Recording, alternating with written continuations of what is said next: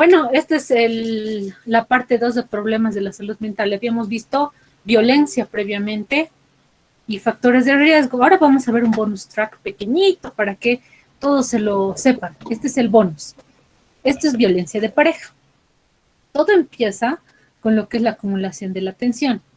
En esta etapa, la pareja, pues en este caso el agresor, comienza a acumular tensión, comienza a darse cuenta de situaciones no agradables, comienza a sentir una especie de sentimiento ya de violencia y comienza a manifestarlo a través de no una directa violencia hacia su pareja o hacia la familia, también podría ser, pero esto es mucho más aplicable a la pareja. Comienza a tirar puertas, tirar objetos. Inicialmente comienza una violencia verbal, no tan significativa, como por ejemplo, no sé si es no significativa, pero no tan llamativa para la persona como la humillación pública. Hasta ahí llega la acumulación de la tensión. En el episodio agudo de la violencia ya se manifiesta la violencia física, psicológica, sexual, patrimonial, la que ustedes quieran. Es un episodio donde la persona que está sufriendo la violencia no responde hacia esta situación. La siguiente etapa es la etapa de la luna de miel, en la cual la persona se da cuenta de que ha sido violenta y siente como un sentimiento de culpa y comienza supuestamente a cambiar todo y le dice, voy a cambiar, voy a hacer esto, te voy a traer flores, no es que vainas, y la otra persona cede a esta situación. Y volvemos a empezar el ciclo, porque es un ciclo como estamos viendo, que nuevamente empieza la acumulación, el episodio agudo de violencia, otra vez disculpas, flores, mariachi, no sé qué cosas más, uno cede y así, hasta que sucede la muerte en muchos casos. Esto aplicable en el bonus de la violencia que habíamos visto en la anterior. Ahora sí me voy a pasar a lo que es el suicidio como tal, ¿no? El suicidio como tal es un acto deliberado, voluntario, por el cual la persona decide quitarse la vida, ¿no? Viene del latín sui, que significa de sí mismo, y de caret, que significa matar, ¿ya? El suicidio ya desde años se lo conoce, ¿no?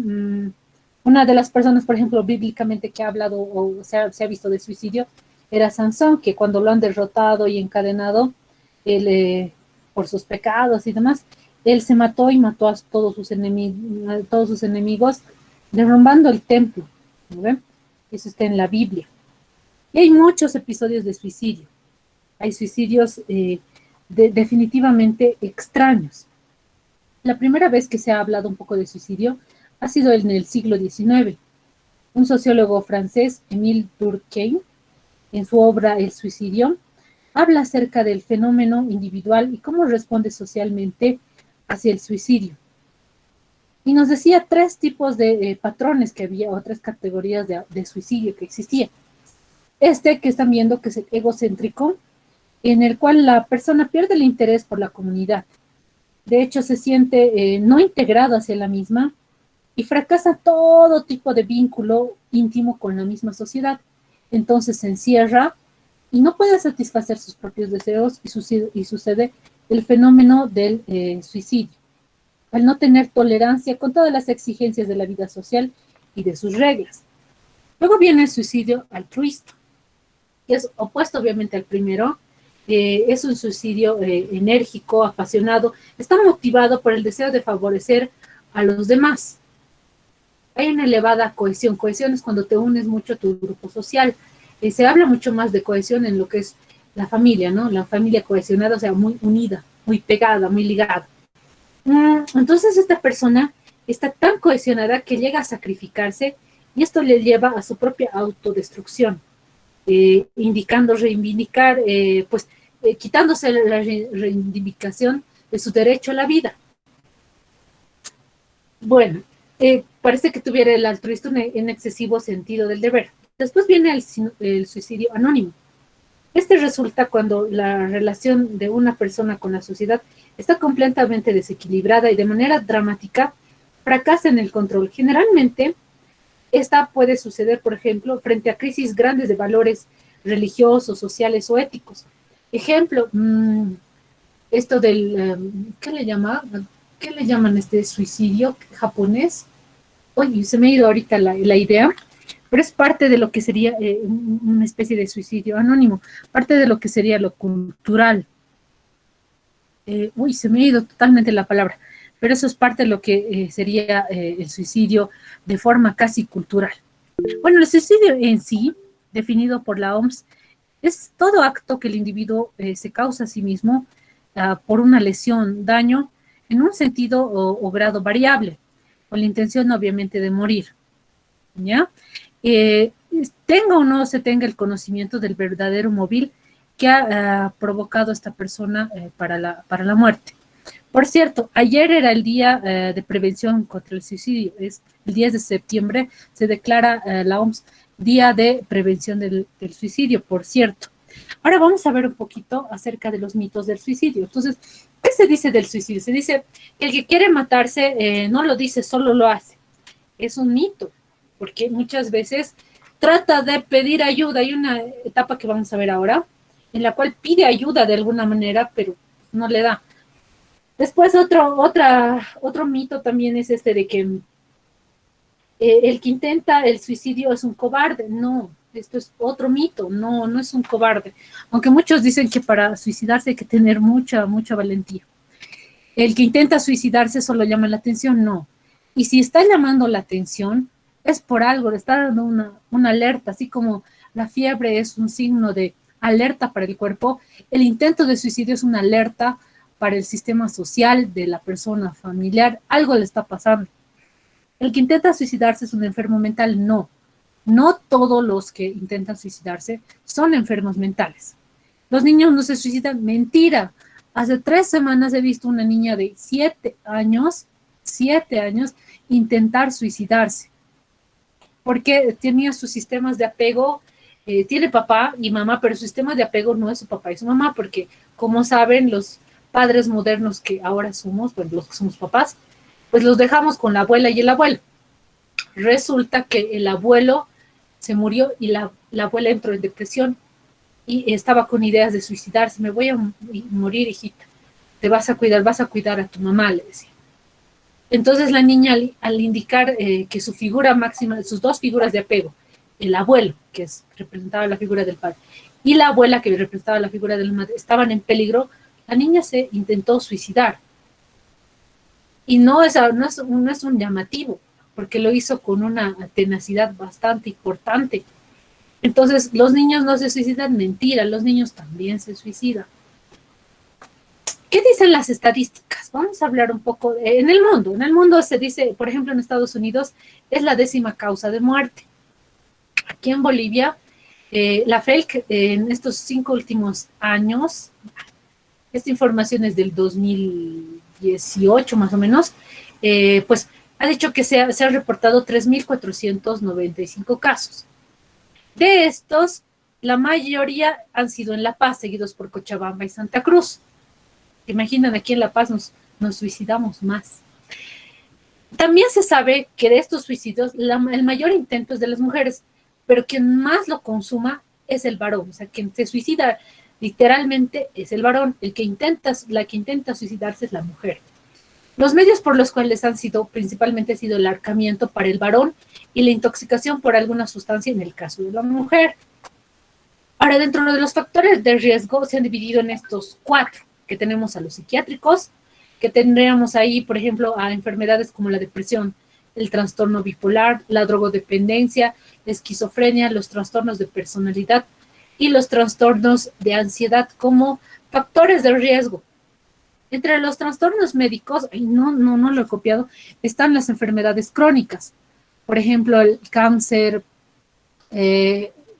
diagnóstico de VIH, algunas enfermedades muy crónicas, como por ejemplo la artritis reumatoidea en algunos casos. Entonces, enfermedades crónicas hacen un factor de riesgo entre los factores médicos para suicidarse. Entre los factores genéticos, se ha visto que el del 7 al 14%, por ejemplo, tiene antecedentes de familiares que han intentado suicidarse. También se ha visto que los gemelos monocigóticos, pero lo siento por la transcripción, han tenido mucho más intentos de suicidio.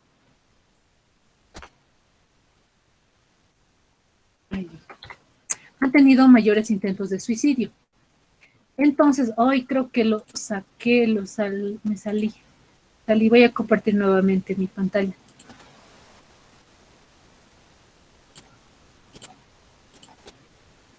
Ahora sí, nuevamente estoy compartiendo mi pantalla.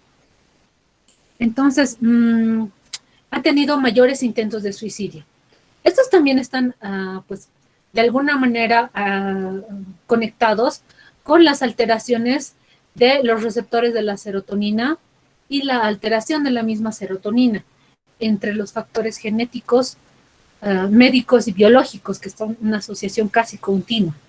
Dentro de los factores sociales, se ha visto que, por ejemplo, viudos, divorciados, el hecho de vivir solo, tener un aislamiento social, pérdidas importantes, el duelo de algún familiar o algo, problemas económicos y legales son factores de riesgo para que la persona piense o presente la idea suicida. Dentro de algunos factores sociales también se ha visto que a mayor edad, mayor intento de suicidio. Se ha visto que mayores de 65 años tienen más ideación suicida. ¿Cómo es la dinámica del suicidio? Viéndolo ya por la parte psicológica, ¿cómo empezamos? Primero empezamos pensando en suicidarnos. Viene la idea. Frente a la desesperanza, que es lo clásico que se cruza en la ideación suicida, es la pérdida total de la esperanza. Entonces, cruza la idea de pensar en el suicidio como una posibilidad de ponerle fin a alguna situación conflictiva, problemática, dolorosa, si ustedes quieren. Luego viene la segunda etapa, que es la ambivalencia, en la cual el sujeto va a luchar consigo mismo, indicando pros, contras, poniéndolo en una balanza para ver si se suicida o no lo hace. En esta época podemos ver a la persona pensativa, preocupada, y puede en esta época hablarnos del suicidio. Puede en esta época pedirnos un consejo frente a una situación probablemente problemática, difícil o dolorosa. Y después viene la toma de decisión, que se va a subsanar en dos tipos. O bien decide suicidarse, o bien descarta suicidarse. Entonces, en esta época, ya esta persona ya sabe cómo y cuándo se va a suicidar. ¿Ya? Esto es bastante real, porque la persona no es de la noche a la mañana que decide suicidarse, sino es que son situaciones que van cargándose en su mente, son cosas que va pensando. Por eso hay una etapa, esta etapa que desde la ambivalencia de la decisión del suicidio, en la cual está dubitando entre si lo va a hacer, no lo va a hacer, pero aquí ya planifica, aquí viene la idea de me mato, y aquí viene cómo lo voy a hacer y dónde lo voy a hacer, y decidir si lo voy a hacer o no. Pero aquí ya la decisión está tomada y ya tengo el instrumento, el día, la hora, la fecha en la que me voy a suicidar, en caso de pensarlo, y la otra es un descarte, ¿no? Ahora, en esto, se dice que 3/4 partes de las personas que se han suicidado han visitado un médico de atención primaria un año anterior a su suicidio. Un año anterior, nosotros los hemos visto, han pasado por nuestro consultorio, por algún lado nuestro, y pues no nos hemos dado cuenta. ¿Ya? Esto es algo que es bien preocupante. Dice que el mes previo al suicidio, una quinta parte de los suicidios más bien han sido atendidos por algún servicio de salud mental. Más grave todavía para las personas que están más allegadas a la salud mental.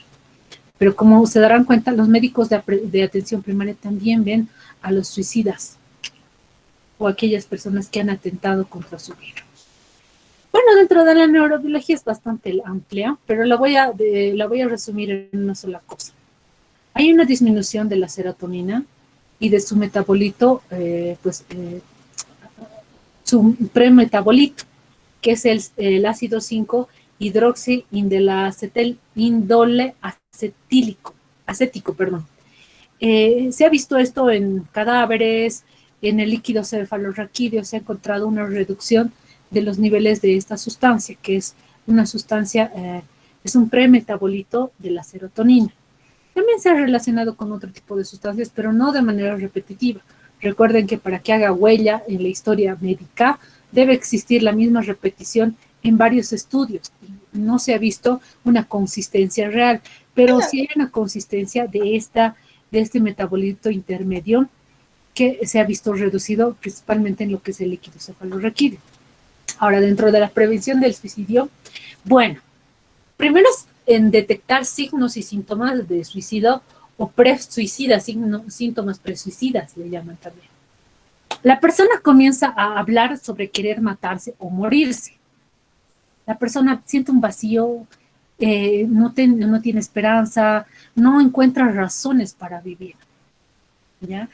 Empieza a contarnos o a hablar de un plan de matarse. O empieza a, por ejemplo, en el caso de algún paciente, empieza a acumular pastillas o adquiere de una forma rara un arma para poder ejecutar su plan. También empieza a hablar de una gran culpa o alguna vergüenza, comienza a manifestarse síntomas de lo que nosotros hablábamos, dolor psicológico. También comienza a sentirse atrapado y a sentir que no hay más soluciones.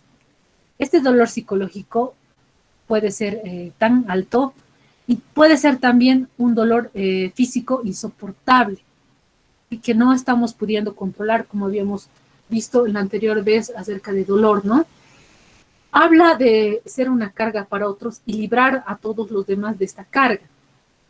El consumir drogas o alcohol con frecuencia, realizar actividades de riesgo, mostrarse ansioso o agitado, comienza a aislarse de sus amigos y de su familia, comienza a cambiar sus hábitos de alimentación y de sueño, comienza a hablar de furia, de venganzas, empieza a hablar de sentimientos negativos.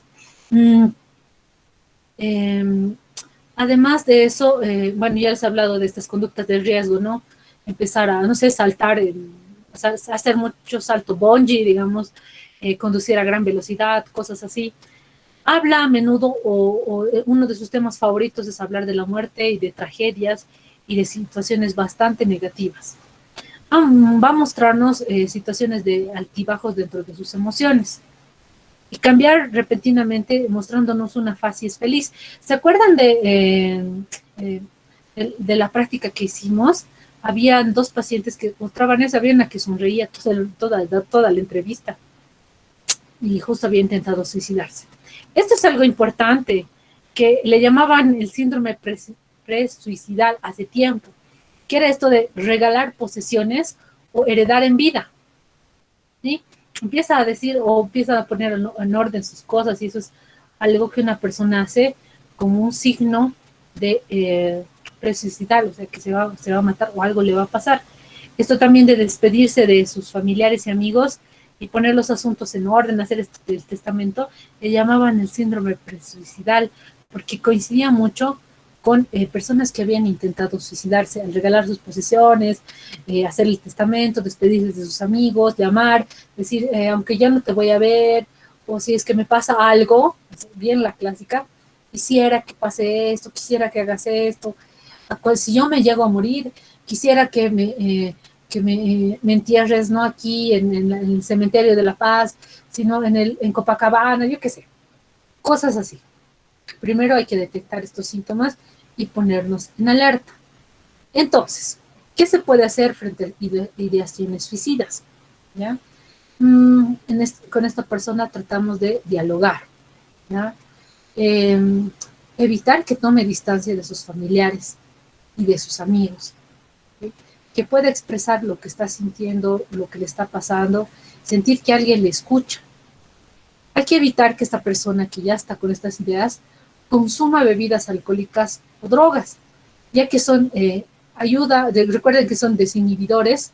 Entonces, si yo tenía por ahí mi única ancla con la cual me estaba aferrando a esta vida, probablemente si yo me tomo me voy a suicidar.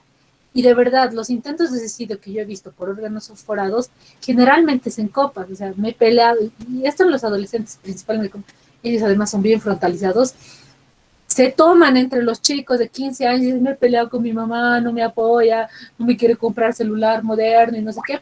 se toman y se intoxican. Por eso es es de mucho cuidado y es una forma de prevención que no consuma bebidas alcohólicas o algún tipo de droga. Hay que mandarle a su médico de atención primaria, o sea, ustedes, y ustedes mandarlo al especialista. ¿Ya? Estos son, en otros países, cómo se trabaja. Primero se pregunta a la persona si está pensando en suicidarse. Si el caso es positivo, tratamos de mantenerlo a salvo, reduciendo cualquier objeto o lugar letal por el cual podríamos estar. Por ejemplo, eh, se puede hacer en nuestro país, aunque la legislación es muy clara, dice que tiene un día de arresto con sujeción en el hospital. Y si ha sido varias veces, pues hasta un mes o un año de internación con sujeción a la persona que intentare suicidarse. Eso es nuestra legislación, que está un poco raro, que lo he encontrado, pero está ahí, pues podemos aplicar eso. No hay una ley que nos diga cómo o que estuviera prohibido el suicidio. Sí está determinantemente juzgado el hecho de saber que se va a suicidar y no hacer nada. Eso sí, obviamente hay que estar presente con la persona, hay que escucharla y restablecer su comunicación con los demás. En este caso hay que intentar pues, que vuelva a tener sus contactos. Recuerden que si se aísla es un factor de riesgo para suicidarse. Hay que mantenernos posteriormente comunicado con esa persona, posteriormente que ha pasado su crisis. Y estas son las 5 medidas que podemos tomar frente a la prueba, frente a la situación inminente del suicidio. Y en la otra, frente a las ideas suicidas. ¿Sí? Recuerden, lo ideal es que preguntemos acerca de estos síntomas. Preguntamos. Salga alguna cosa que nos está diciendo, oh, alerta, síntoma de suicidio, o signo, o nos está dando premonición, si ustedes quieren, de un probable intento suicida. Alertar familia, alertar sistema social, internación en muchos casos, ¿sí? Y llevarle a la persona a la internación, a un equipo de salud mental que pueda controlar esta situación, avisar familiares. Ya les he dicho, primero alertarnos, comunicar familia, comunicar servicios sociales, ver si es que lo podemos derivar a esta persona hacia un lugar donde pueda recibir la ayuda necesaria en salud mental, porque algo le está pasando a esta persona. Y ahora me voy a ir con el siguiente tema. Lo he tratado de hacer lo más breve lo anterior, y este es consumo de sustancias. Igual lo voy a hacer bastante breve, y me voy a enfocar también en lo que es lo que ustedes tienen que captar en sus entrevistas, lo que ustedes tienen que tratar de entender. Entonces me voy primero con las definiciones, como todo empieza con definición. La OMS dice que la droga es cualquier sustancia introducida en el organismo vivo que va a modificar una o varias de sus funciones. Entonces, ¿qué es la drogadicción? La drogadicción es una enfermedad mental, cerebral, crónica, que hace que la persona se daña repetidamente y usa las drogas de forma compulsiva, de forma tal que el cerebro cambia y provoca lo que es la adicción, la necesidad del consumo, por encima de sus necesidades biológicas aparentes, como habíamos visto en uno de los casos, ¿no? Que la persona no comía, no dormía, pero prefería estarse drogando, y eso es algo muy lesivo para el cerebro. Entonces, para entender bien más allá, necesitamos conocer algunas de las definiciones importantes. Por ejemplo, dependencia a drogas, la OMS va a definirla como un estado psíquico y a veces físico causado por la interacción del organismo vivo y el fármaco, ¿ya? Que va a provocar alteraciones de su comportamiento, ¿sí? Y un impulso incontrolable de tomar el fármaco. Más adelante vamos a ver este impulso incontrolable como craving, pero por ahora quédense con esta idea de este impulso incontrolable por tomar el fármaco de manera continua, periódica, y para tratar de experimentar sus efectos psíquicos. Y tratando de evitar, obviamente, los efectos por la supresión de la misma. ¿sí? Uno consume porque tiene una necesidad incontrolable y trata más bien con este consumo de evitar las alteraciones o malestar por la supresión, que es el periodo de abstinencia, ¿no? Por suprimir, o sea, no tomar, provoca este tipo de molestias. Ahora, hay dos tipos de dependencia en relación a la dependencia de drogas. Tenemos una dependencia psicológica, que el, el sujeto, al entender que esta droga o fármaco es placentero, eh, lleva al individuo a tomarlo periódicamente, pero no experimenta síntomas físicos, solamente es para experimentar el placer y evitar el malestar psicológico, psíquico. En cambio, en la dependencia física, el estado de, de adaptación se va a manifestar cuando va a existir, este estado se va a manifestar porque deja de consumir y presenta síntomas físicos. Por ejemplo, ansiedad, náuseas, vómitos, dolores musculares, etcétera. Esto tiene que ver mucho con los trastornos físicos. Entonces, la persona trata de evitar este tipo de situaciones físicas consumiendo la droga. Ahora viene lo que es el síndrome de abstinencia, que es el conjunto de signos y síntomas de naturaleza psíquica y física que emergen por la interrupción del consumo. Y también se da el síndrome de abstinencia, por si acaso, no solamente con una interrupción, sino con el consumo menor. Por ejemplo, si yo estoy tomando whisky, y de pronto dejo de tomar y soy adicta al alcohol, pero solo tomo whisky, de pronto me ofrecen una cervecita, entonces me puede dar un síndrome de abstinencia. ¿Por qué? Porque no es una interrupción del consumo de alcohol, pero estoy disminuyendo mis grados alcohólicos. El whisky tiene 45, 47 grados alcohólicos. Y el alcohol, el máximo, el BOC, es 7 grados alcohólicos. Entonces, igual me da pues mi síndrome como de abstinencia, por si acaso. Ahora vamos a hablar de la tolerancia metabólica. Bueno, esto ustedes ya lo han visto un poco, ¿no? Que es la capacidad del hígado para eliminar una droga. En este caso, en el alcohol, por ejemplo, se tarda bastante en poder metabolizarla, ¿sí? Por las interacciones que tiene con las enzimas que se encuentran a nivel del hígado. Y es por eso es una droga que tarda harto en metabolizar. Dependiendo de la contextura, depende si eres varón o mujer, tardas mucho más o tardas menos y estás mucho más tiempo. Ahora, la tolerancia farmacodinámica, que se da también en las drogas, se desarrolla a nivel cerebral. Esta se va a dar por una necesidad creciente de consumir mayores dosis para obtener los mismos efectos placenteros. La tolerancia cruzada se va a dar cuando, por ejemplo, una droga produce la misma tolerancia a otra. Por ejemplo, la heroína puede producir tolerancia cruzada con la morfina y así viceversa. Entonces, pues yo tenía tolerancia a, no sé, a la heroína y de pronto la morfina igual me produce tolerancia, por lo cual tengo que necesariamente tener mayor cantidad de morfina. Digamos que yo era una consumidora de heroína y me ha dado cáncer.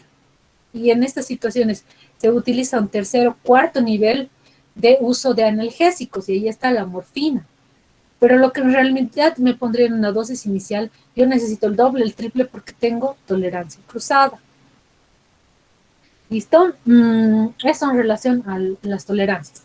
Y la neuroadaptación, que va a ser un complejo proceso de adaptación neuronal, donde la droga modifica, sensibiliza, cambia, altera los procesos de neurotransmisión. Y produce lo que es los cambios en la estructura del cerebro. El último término que les voy a por ahí poner para que ustedes no me escuchen hablar de craving, si es que lo menciono, es el craving. El craving que hace referencia a un deseo extremadamente intenso e irrefinable de pues, autoadministrarse una droga. El craving es una necesidad increíble, eh, una necesidad insaciable, una necesidad sin frenos para ir a buscar la droga, independientemente de dónde esté, como esa por rascar la pared y me encierran aquí, pero tengo que ir a buscar. Ese tipo de deseo se llama craving. Ahora vamos a hablar de la parte psicológica, que son los patrones de consumo. ¿Cómo son los patrones de consumo?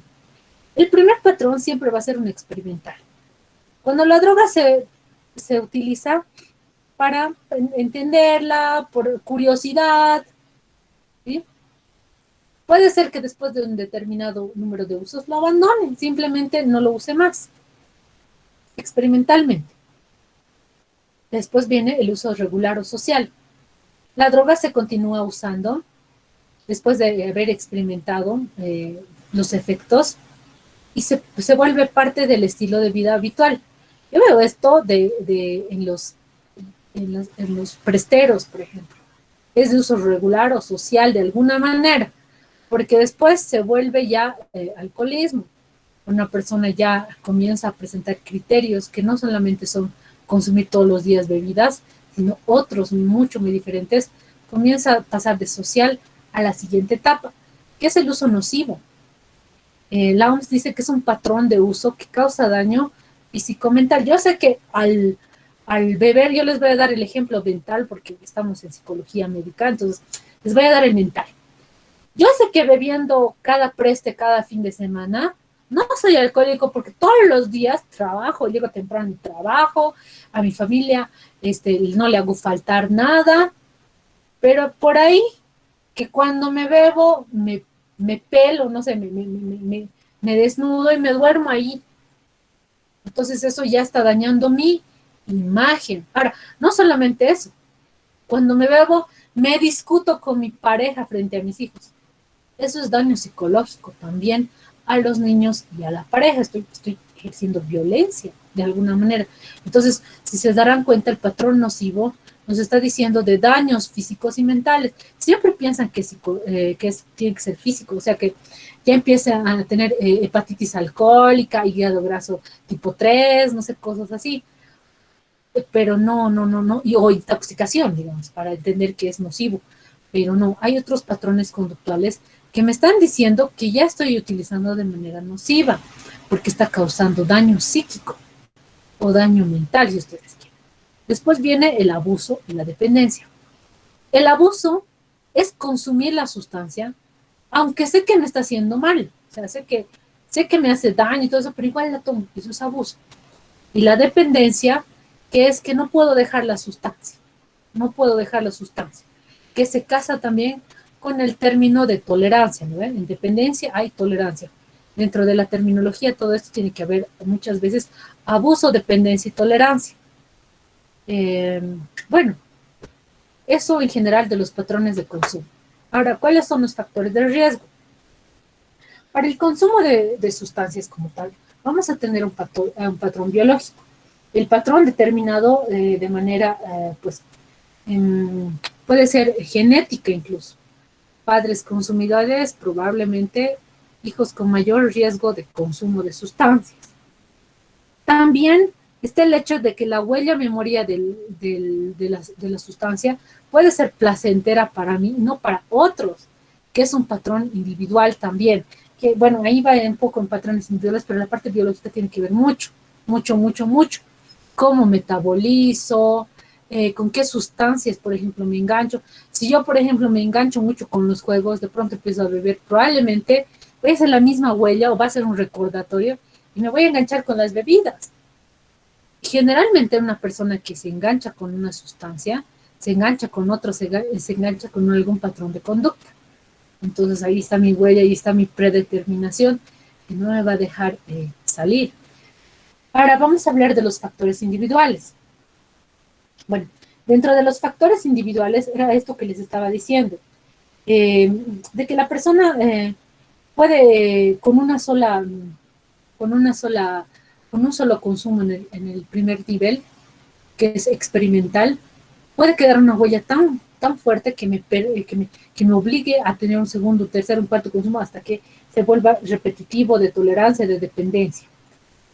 Hay otros factores, como por ejemplo, encontrar a la bebida o a la droga como un sitio de escape a problemas cotidianos.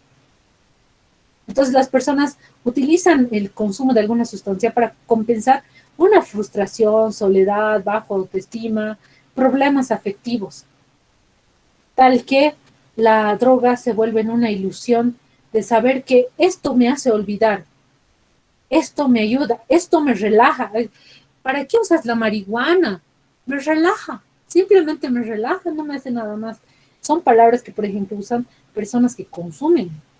O ven, es natural, dándole una especie de justificación al consumo, ¿no? Todos a veces iniciamos esta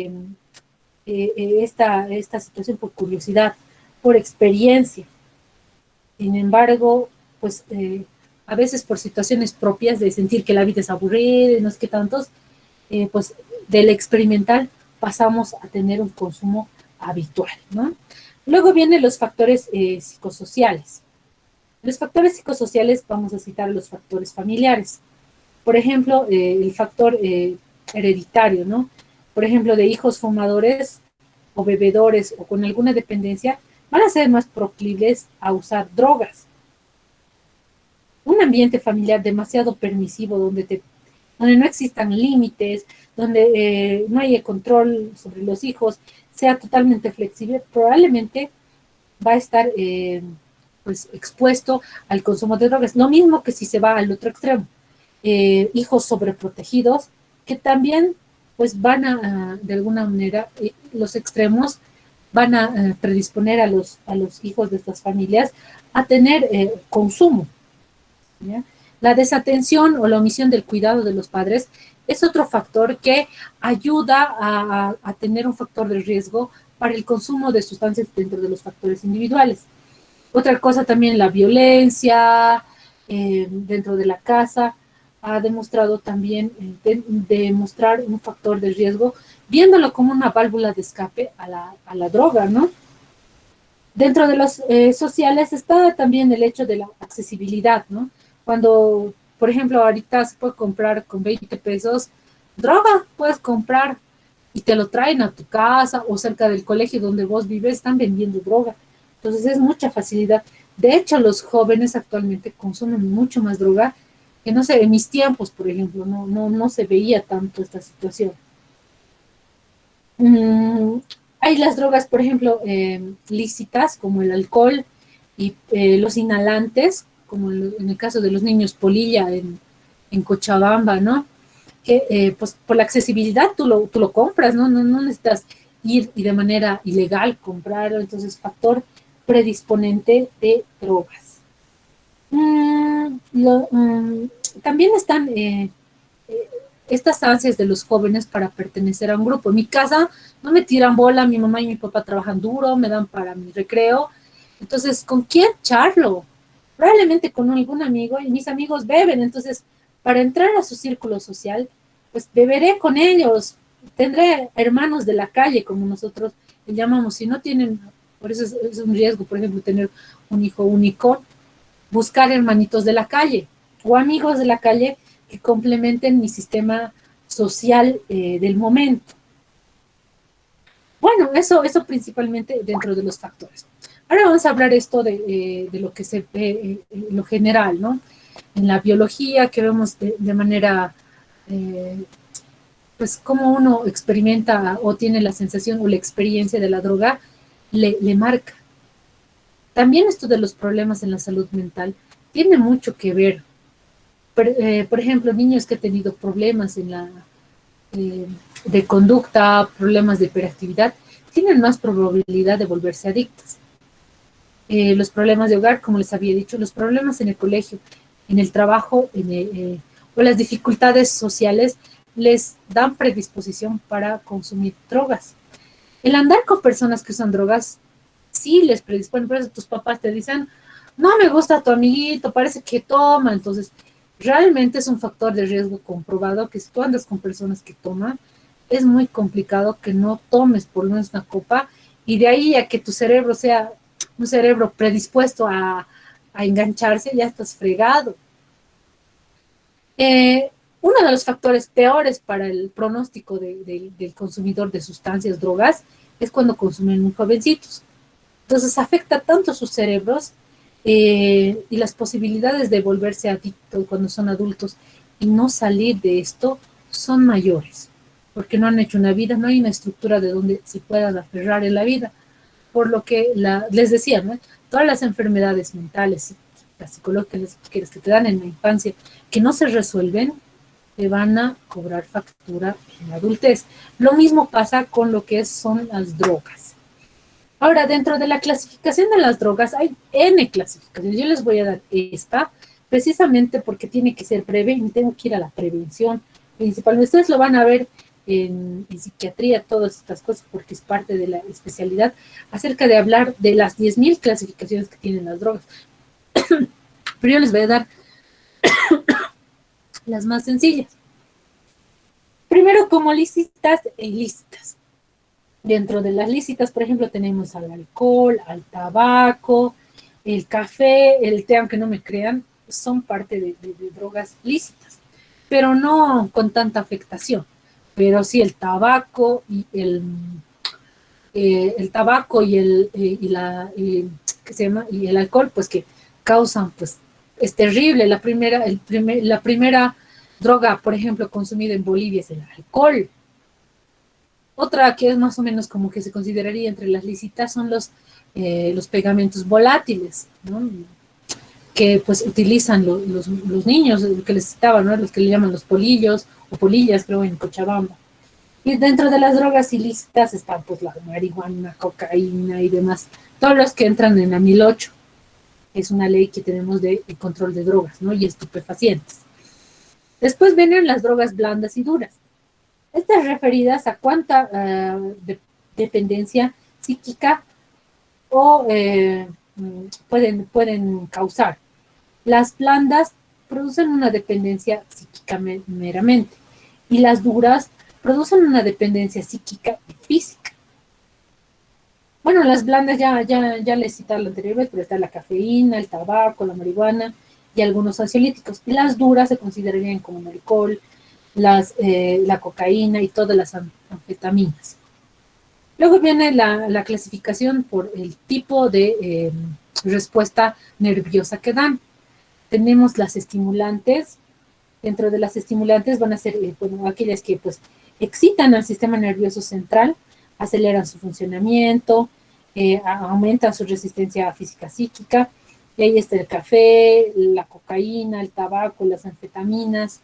Y las drogas depresoras que más bien hacen que lo contrario, deprimen al sistema nervioso, provocando pues un bloqueo en el cerebro, reacciones enlentecidas y pueden ir desde la desinhibición hasta el coma. Por ejemplo, ahí tenemos el alcohol que les decía, ¿no? Los hipnóticos, las benzodiazepinas, la escopolamina, y después tenemos a los alucinógenos. Ahí vamos a tener drogas que provocan alteraciones en la percepción, ¿ya? Que habíamos visto, ¿no? Esto de las ilusiones y alucinaciones y demás. Eso te va a provocar un alucinógeno. Entonces, las personas que están bajo la influencia de estas sustancias pueden ver imágenes extrañas, oír imágenes extrañas, cambiar su sistema de conciencia, volviéndose un poco más hipervigiles, pero es que un poquito a veces se vuelven medio paranoides después de su consumo. Aquí tenemos, por ejemplo, al cannabis, algunos inhalantes como la clefa, el tiner y algunas sustancias. La ayahuasca también, que le hacen una tradición, creo que en el Perú. Aquí no sé muy bien, pero en Perú lo utilizan para abrir la conciencia y no sé qué vainas más. Peligroso, muy peligroso. De aquí a que tu cerebro sea predispuesto a tener o despertar una enfermedad mental como la esquizofrenia y el trastorno bipolar, que están bien casados con estos, grave, gravísimo. Y ahora sí, lo que es la prevención. En la prevención primero está en escuchar, entender y principalmente buscar síntomas, búsqueda y enseñarle a las personas a que busquen. Te va a decir, pero ¿cómo voy a darme cuenta, doctorcito, que mi hijo consume? Entonces, aquí vienen algunas de las cosas que vamos a ver. Por ejemplo, las personas empiezan a cambiar de amigos, que sus amigos regulares del trabajo ya no son los mismos, ahora está con otra gente. pasa mucho tiempo solo, pierde su interés en sus cosas favoritas, le gustaba trabajar y ahora parece que un poco ha perdido su interés, no se cuidan de sí mismos, no toman duchas, no se cambian, no se lavan los dientes, se sienten cansados, tristes, comen más o menos de lo habitual. Lo mismo del sueño, duermen más o menos de lo habitual. A momentos presentan mucha energía, parecen hablar rápido, pero parece no tener sentido lo que hablan. A veces se encuentran de mal humor, cambian rápidamente de sentirse mal a estar bien. Duermen a horas extrañas. Eso es algo bien típico de las personas que consumen. Raro, o sea, ¿por qué dormirá a las 3 de la mañana? O en la tarde, algo pasa. Se empiezan a ausentar de sus citas o compromisos importantes, no van a sus reuniones, tenían que hacer un gran trámite, no van, eh, empiezan a tener problemas en la escuela y el trabajo, o en la universidad, si ustedes quieren, o en algún sistema social donde es más permanente. Empiezan a tener problemas con familiares. Otra cosa dentro de los adolescentes, esto va solo para los adolescentes, es que, y niños, que comienzan a perderse objetos de la casa. Empieza a perderse, no sé, cosas inicialmente pequeñas. Puede perderse por ahí los parlantitos de la computadora, luego se pierde una caldera eléctrica, y misteriosamente cada semana como que hace perder el celular, y dónde se va esa plata, o sea, de cómo se pierde tanto de la propia casa. Entonces, eso le llamamos conductas adictivas, comienzan a hacer cosas o empiezan a mentir, y vamos pescando mentira tras mentira, y no entendemos por qué mienten. Y todo está supuestamente bien, pero mienten, empieza a aumentar la frecuencia de las mentiras. Eso también en los adultos, ¿no? Pero en los niños es más frecuente y nosotros como los conocemos nos vamos dando cuenta de cuándo mienten y cuándo no mienten.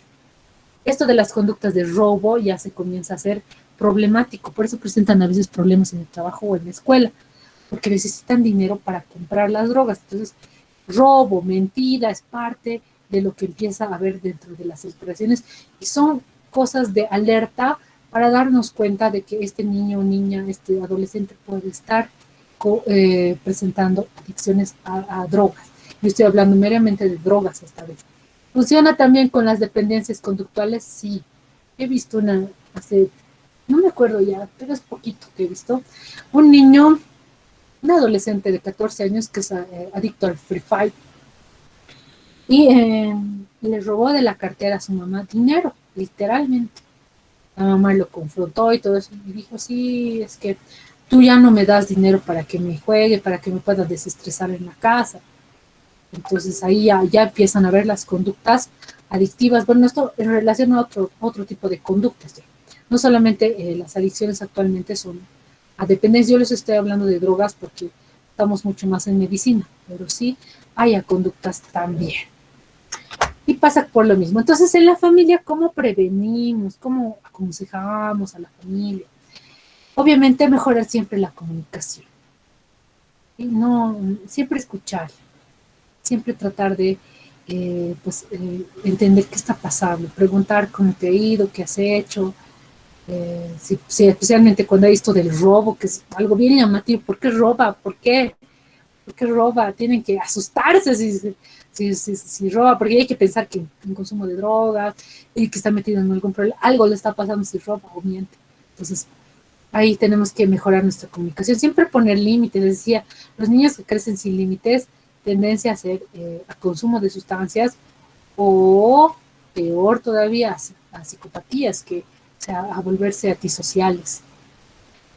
Obviamente hablar de la responsabilidad y siempre tratar de responsabilizarle por sus actos, enseñarle sobre las decisiones que son responsables de cada uno. Nadie es responsable por otro de tomarlas. Y si hace sus tareas va a haber una consecuencia igualmente que si no las hace. Establecer rutinas, eso les ayuda mucho a ser constantes, les da seguridad, les da autonomía y responsabilidad. También es importante que ellos puedan tomar sus decisiones de manera reflexiva, responder en vez de reaccionar, ¿sí? Y no de manera impulsiva. que piensen antes de tomar alguna decisión, antes de tomar la decisión y luego recién pensar. Gestión del tiempo libre, muy, muy importante. Chicos que tienen mucho tiempo libre, listo, predisposición para, ay, ¿qué vas a hacer esta tarde? Nada, en mi casa, nos tomaremos en tu casa, nadie está en tu casa. Listo, esta gestión del tiempo libre es algo muy importante para evitar que los chicos pues consuman. O saber qué hace en estos tiempos de ocio, buscar alternativas, que vaya a hacer deporte, yo qué sé. También buscar espacios de salud donde pueda recibir información sobre prevención y demás. Entonces, que en las cuales estamos trabajando. Eh, Conocer al grupo de iguales de nuestros hijos o de nuestros adolescentes, de nuestros hermanos, de nuestros cuñados, yo qué sé, para saber con quiénes andan. Les dije, dime con quién andas, te diré quién eres. ¿Sí? Si mis amigos consumen, probablemente voy a consumir. Difícil que no consuma, que yo diga, no, yo tengo harta fuerza de voluntad. Una copa, dos copas me van a ganar, y si mi cerebro es predispuesto, listo, caí. Además de que mis amigos son así, me van a reforzar esa conducta. Los refuerzos positivos, pues premiarlos por las buenas conductas que tienen, premiarlos por la honestidad eh, que pueden representar en la casa. La educación emocional es muy importante. Gestionar pues emociones para poder decir no. Gestionar también emociones para que toleren las frustraciones de la vida y no crear, no hacerlos muy vulnerables, hacerlos emocionalmente fuertes de alguna manera. El cariño, que es muy importante, esta es una nutrición súper importante, les decía, ¿no? Desde el apego, desde que son bebés, es muy importante. La empatía con nuestros hijos en este caso, o nuestros hermanos, nuestras personas menores. También hay que enseñarles a ser críticos, a mejorar su juicio, ayudarles con la toma de decisiones, pero no de manera directa, sino desde sus propios criterios y desde su propia formación de valores. Recuerden que a los adolescentes, a partir de la adolescencia en adelante, se están tratando de apartar y cuestionan los valores de los papás, cuestionan las situaciones de los papás. Entonces, a través de eso hay que gestionar que ellos sean críticos, que tengan una crítica, que no sea criticar a los papás, sino su propia crítica en relación a las cosas que pueden estar pasando. Y lo último, obviamente, dar el ejemplo, que es muy importante para poder prevenir situaciones de consumo dentro de la familia. Y esta sería la consejería del 1 al 15 que ustedes pueden dar, o hablar acerca de estos síntomas para prevenir los médicos de atención primaria acerca del consumo de sustancias. Bueno, eso sería todo. Muchísimas gracias. ¿Dudas, preguntas?